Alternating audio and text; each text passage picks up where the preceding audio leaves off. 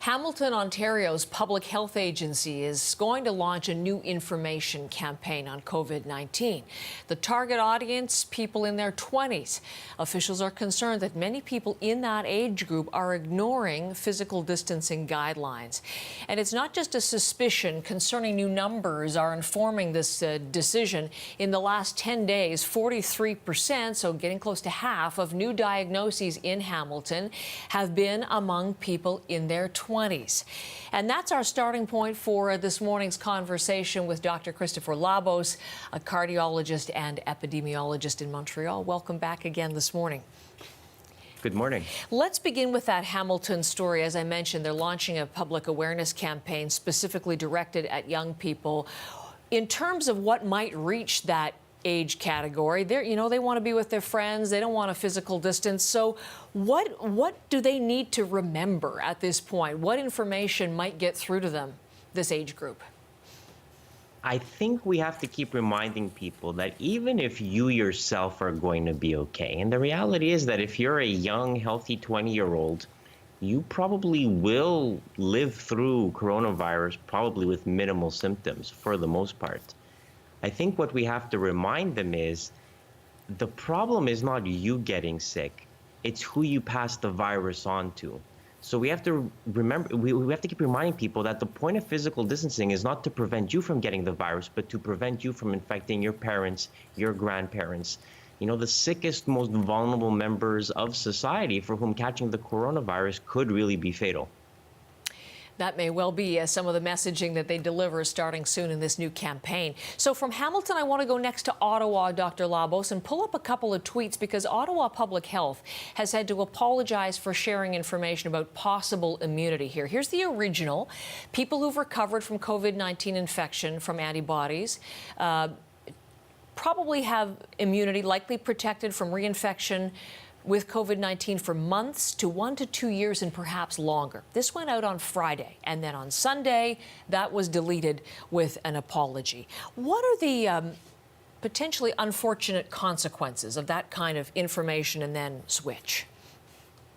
Right. So where this data is coming from, this idea that you might have immunity for up to 2 years, that's based on SARS. So, when you remember what happened with SARS back in 2002, when people were tested with antibodies for that coronavirus, the antibodies seemed to last for about 2 years or so.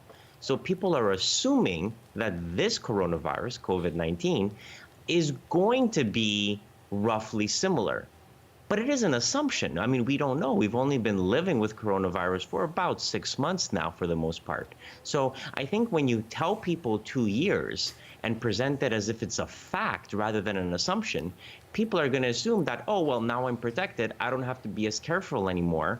And we don't quite know that that's true yet. So we still want people to be careful until we can be absolutely certain that this stuff is true, because this 2-year number, this idea that once you get infected, you can't get infected and again, that the antibodies are going to protect you, that is still an assumption. It's a very reasonable assumption, and there's good reason to think that, but we're not absolutely sure yet. And so when you're a public health agency, when you're coming from a position of authority, you want to be careful about speaking in absolutes, because people are going to believe you. And we have to remind people that we're still a little bit uncertain about some of the details regarding this pandemic. It can potentially shake the trust in the quality of information. I had a great viewer question, which speaks to your latter point. It's a bit long, Dr. Labos, but it's so smart. I want to read it to you, okay?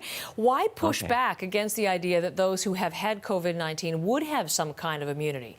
It goes against all the understanding behind the science of vaccinations, and then goes on to say our bodies have an amazing ability to fight off invading diseases. Is there any reason to believe it is not possible with COVID-19? I mean, you just said it's reasonable, but again, is there any reason to believe it is not possible? I think you always have to be careful. I mean, it's always possible that we could get reinfected. Remember, antibodies in the blood don't necessarily mean that you're immune. It could mean that you're immune. It could just mean that you won't get as severe an infection the next time around. But there's a lot of factors to keep in mind. Also, antibodies don't necessarily last forever. Immunity can wane over time. So I think the reason to push back against this is you don't want ideas gaining traction in the community, because then they become much harder to erase from people's minds. So if you go around telling people once you get the infection, that's it, you're immune for life, it's going to be very hard to change people's minds down the road if you have to change that messaging. So it's better to get the messaging right the first time around than to say something and then end up having to backtrack, because as you said too, that starts to erode trust in public institutions as well. And if you keep changing your story, people are going to stop listening to you and going to stop saying, well, these guys don't know what they're talking about, why should we even listen in the first place? Finally, the last story from the headlines. This is a place where they listened very closely to their health officials. Let's bring in some pictures of the Prime Minister of New Zealand, Jacinda Ardern. A news conference this morning, Dr. Labos, to announce they have no active cases in New Zealand. So they're ending all of their restrictions except for border controls. Now, they do have strict border controls. Only New Zealanders and their families are allowed in, and they have to stay in government-run quarantine for 2 weeks. So those are tight. But other than that, everything is reopening because they've been able to crush the virus. Is there anything in New Zealand's response that you're aware of that would be instructive for Canada or helpful for Canada at this point? I don't think there's anything novel there. I think they just did it very well. Now, they had certain advantages. Living in the southern hemisphere, the virus didn't spread there as quickly, so they had a little bit more time to prepare than some other countries. But they just did everything very well. They tested people, they screened people at the border, they did contact tracing, people got isolated. I mean, so, all the same things every other country did. It's just a question of, can you do it a little bit better?